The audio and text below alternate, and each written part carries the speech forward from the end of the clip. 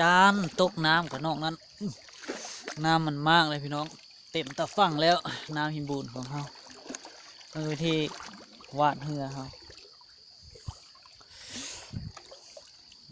ใส่วาด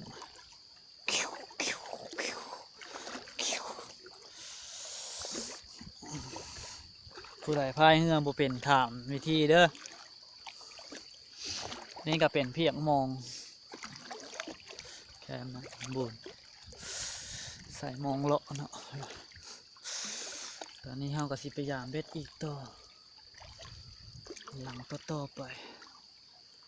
ซึ่งน้ำมันก็มากจำบอลใส่กับสิบได้ละโอ้โหใส่บอลได้นี่จำได้เลย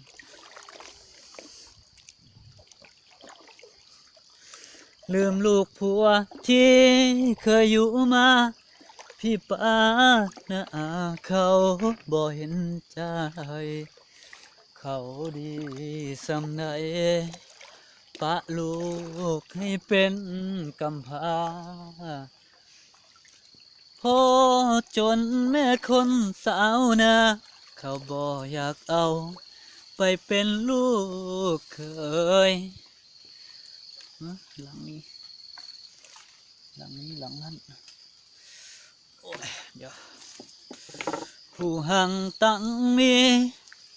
เป็นเศรษฐีหังมีเงินทองหลังนี้เฮามัดใส่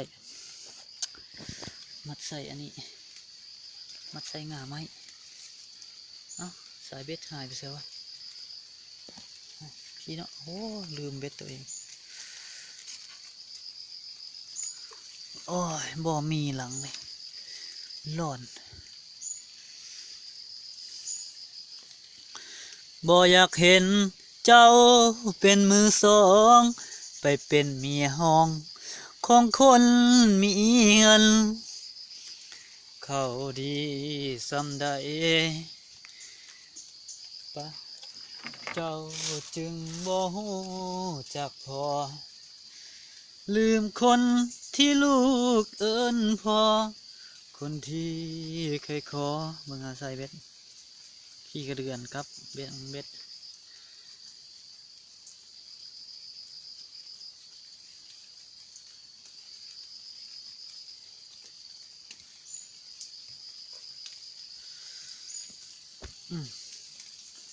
ใส่มือเดี่ยวย่างเลยพี่น้องเอ้ยใส่เบ็ดเด้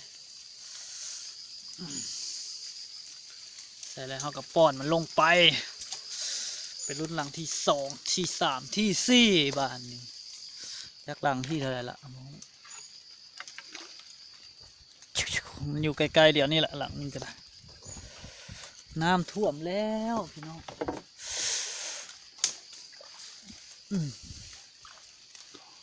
มือก็ได้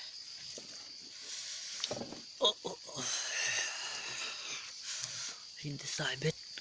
เนี่ยสายเบ็ดเนาะร้อนบ่ปลานี่ปลาตองน้อยพี่น้องเลยโอ้ปลาตองน้อยเนี่ยเคยเห็นปลาตองน้อยป่ะพี่น้อง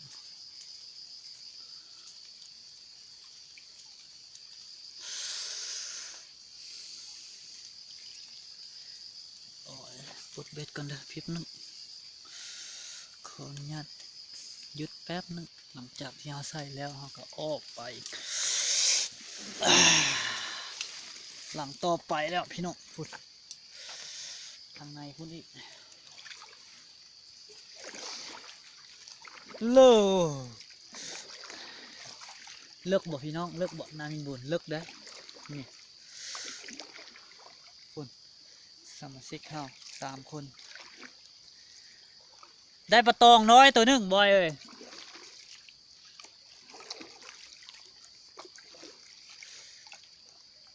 เจ้าคงบ่ฮู้ว่าลูกผัวแสนทรมานฝากติดตามผลงานเพื่อนหน่อยเด้อบ่าวสุนทรายแสงยันลามีผลงานใหม่ไวนี่แหละ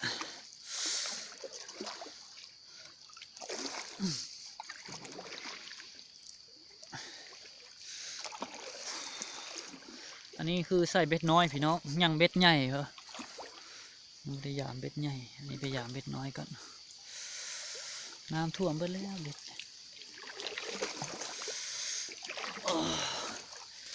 ดึงเหือกฮอนบกไฟบ่านี่ก็อย่างวะ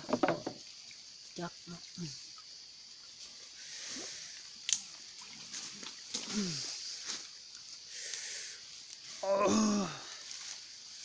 สิได้เราว่าเป็ดวะลงไปเบิ่แล้วได้พุ่นหลังนั่งอยู่พุ่น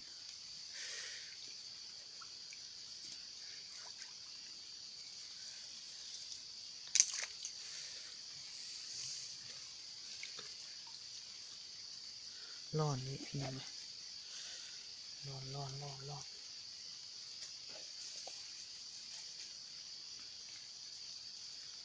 เสียบขี้กระเดือนครับขี้กระเดือนน้องสิบริเห็นวิธีเสียบเพราะว่าโมมีมือพี่น้องเอ้ยโอ้ยเนาะ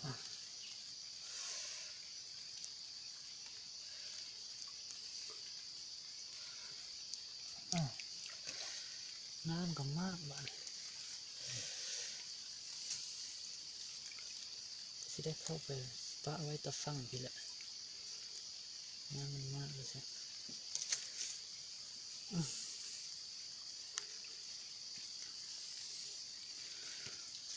ยุงกระลายบ้านี่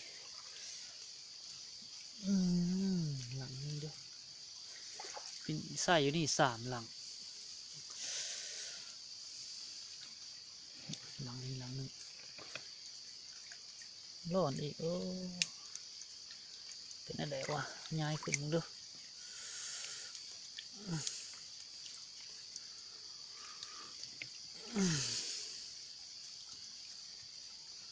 ใส่เบ็ดปลาล่าในกลางเว้นถือกว่าเป็นยังไง